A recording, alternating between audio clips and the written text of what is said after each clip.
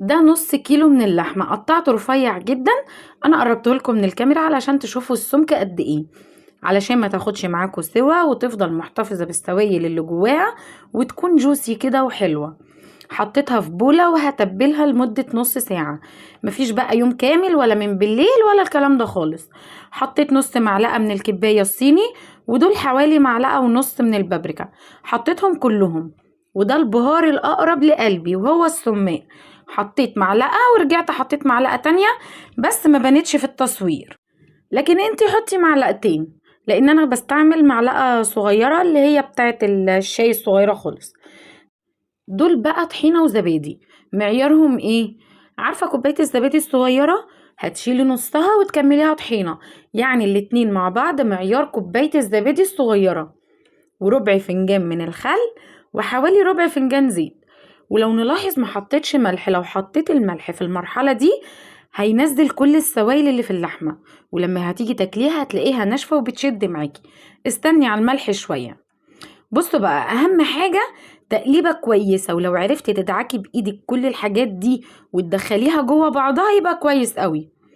هسيبها بقى واغطيها نص ساعة. انا حبيت اجيب لكم الحاجة بالترتيب علشان ما تتوهوش مني، بس انا سبت اللحمة نص ساعة وخلصت باقي مكونات الفتة، بس عشان ما تتلخبطوش جبت لكم الحاجة بالترتيب.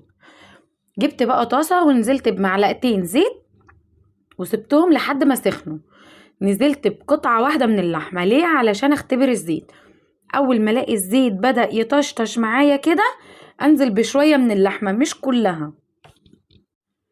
ليه مش كلها؟ عشان لو نزلت بكمية اللحمة كلها الطاسة هتبرد وهتبدأ اللحمة تنزل السوائل، وانا مش عايزة كده.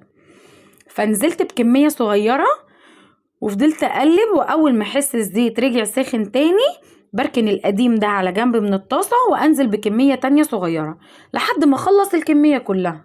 نزلت بقى باتنين فلفل رومي مفروم، وادي الملح حطيناه في المرحلة دي لما اتأكدت ان اللحمة اتشوحت كويس جدا وخلاص مفيش اي سوائل هتنزل منها. قلبت بقى لحد ما الفلفل دبل معايا وضمنت ان الطاسة سخنت تاني. حطيت حزمة بقدونس، بس خدت الورق علشان العيدان فيها مية فما اخدتهاش. وحطيت معلقة كبيرة كده من الطحينة. يبقى احنا كده معانا كذا تركاية في الشاورما النهاردة. اول حاجة مش هحط الملح في التتبيلة علشان انا مش عايزة اللحمة تسرد اي مية موجودة فيها. احنا عارفين لما بنحب نتخلص من اي مية موجودة في حاجة بنرش عليها شوية ملح بتنزل كل المية اللي فيها. تاني حاجة مش هحط اي مكون غير لما اتأكد ان المكون اللي قبله اتشوح كويس جدا وان الطاسة بتاعتي رجعت سخنة تاني، علشان انا لو نزلت مكون والطاسة باردة هينزل مية، وانا مش عايزة الخطوة دي تحصل خالص. انا عايزة الطاسة بتاعتي تفضل سخنة والمكونات كلها تفضل جافة. وبعدين رجعت حطيت معلقتين خل، وما تقلقيش خالص الخل مع معلقة الطحينة اللي احنا حطيناها هتوديها في حتة تانية خالص. بصوا بقى، معلقة البابريكا خلت لون الشاورما تحفة وخلتها مسكرة وحلوة فعلا. انا مش بحب لون الشاورما الجاهزة، شاورما اللحمة بره بيبقى لونها غامق كده وانا مش بحبه. انزلي بقى اعملي لايك وما تسرحيش مع الفيديو وجربوها وادعولي. تعالوا بقى نعمل شوية عيش للفتة. عاوزة اقول لكم ان انا بحب اعمله اخر حاجة، لاني لو عملته في الاول شوية مش هتلاقيه، يعني انا لما بعمله مش بلاقيه خالص من جماله، بجد بيتاكل كده في ساعتها. جبت بقى العيش الشامي وقطعته مكعبات ونزلته على زيت غزير 5 دقايق احمر، وطلعته وهو سخن كده نزلت عليه بشوية ملح وفلفل. حبة العيش دول بقى بيتعملوا جنب الكشري بيبقوا تحفة. طيب لو ما عندكيش حد بيبيع العيش الشامي، عندك طريقة عمايله في القناة وانا هسيبلك الفيديو بتاعه اتفرجي عليه واعمليه بمنتهى السهولة. هاتي بقى قرن فلفل رومي وطماطمية وقطعيهم صغير جدا. وبعدين رحت بقى على البوتاجاز علشان اشتغل. حطيت حلة وفيها معلقتين زيت ومعلقة سمنة، وانا عندي البصل مفرزناه في الفريزر، خدت حتة منه صغيرة قوي بمقدار بصلاية. اديتها تشويحة قبل ما تتحمر كده، يعني قبل ما تخش مرحلة التحمير. نزلت بالفلفل والبهارات، عود قرفة خشب، ليمونة ناشفة، وطبعا الحاجات دي بتبقى موجودة عند العطار. 4 حبات كده من القرنفل او المسمار على حسب ما بتقولوا عليه، معلقة زعتر طبعا بفركه ما بين ايديا وبنزل بيه، وحبة جوز الطيب بشرت خدت نصها بس، معلقة كاري ومعلقة كركم، وطبعا المعالق دي معلقة كبيرة يعني، نص معلقة صغيرة فلفل اسود، ومعلقة سماق. وبعدين وانا بقلب في المكونات كده حسيت ان المكونات جافة معايا، فحطيت لها شوية كده من الزيت، عشان حسيت المكونات شربت كل الزيت اللي انا حطيته في الاول وكان باين معاكم. حطيت بقى الطماطم وشوحتها، وبعدين نزلت عليها بكوباية مية سخنة وسبتها لحد ما اتسبكت ونطرت السمنة بتاعتها كده على الوش.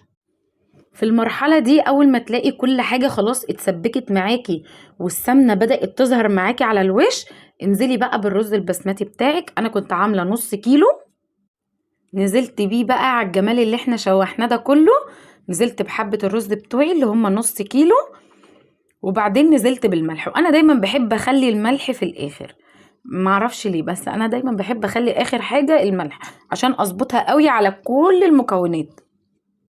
شوحت الرز ونزلت عليه بالمية السخنة. طيب الرز البسمتي معياره ايه؟ كل كوباية رز ليها كوبايتين مية. غطيت بقى وسبته يستوي 10 دقايق كده، بعد ما بيبدأ يغلي ويشرب المية بتاعته بوطي عليه خالص وبسيبه كمان 10 دقايق. الفتة المصري بتاعتنا ليها صلصة، لكن الفتة السوري ليها حاجة تانية. تعالوا بقى نعمل الحاجة التانية دي. بهزر معاكم طبعا، احنا هنعمل صوص طحينة بالمايونيز والزبادي، لكن هيكون صوص عالمي.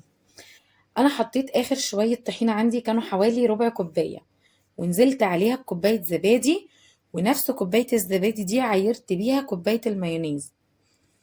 لو طلعت تقيلة معاكي هنزودها مية بس لما نظبط البهار بتاعها الاول. حطيت بقى معلقة خل وربع معلقة من الفلفل الابيض، لو ما عندكيش حطي فلفل اسود، وحطيت طبعا ملح. وانا لما حسيتها لسه تقيلة جبت المية وهظبط قوامها كده لحد ما يبقى معايا قوام متوسط كده، بالظبط القوام اللي انا عاوزاه اللي هو قوام متوسط وكده مظبوطة جدا. تعالوا بقى نغرف طبقنا، بجد هتلاقوه مختلف، طعمه حلو قوي، احسن من الجاهز وانضف منه بكتير جدا. طبعا لما بتشتري الحاجة من بره ما بتبقيش ضامنة مدى نظافتها قد ايه. وكمان العيد داخل علينا وبنزهق كل يوم فتة فتة، لا غيري اول يوم فتة مصري، تاني يوم فتة سوري، وتالت يوم بقى فتة كوارع واللازم منه. وده الفيديو بتاعنا الجاي، وانتظروني في فيديو جديد. لايك وشير وسبسكرايب. اشوفكم على خير. السلام عليكم ورحمة الله وبركاته.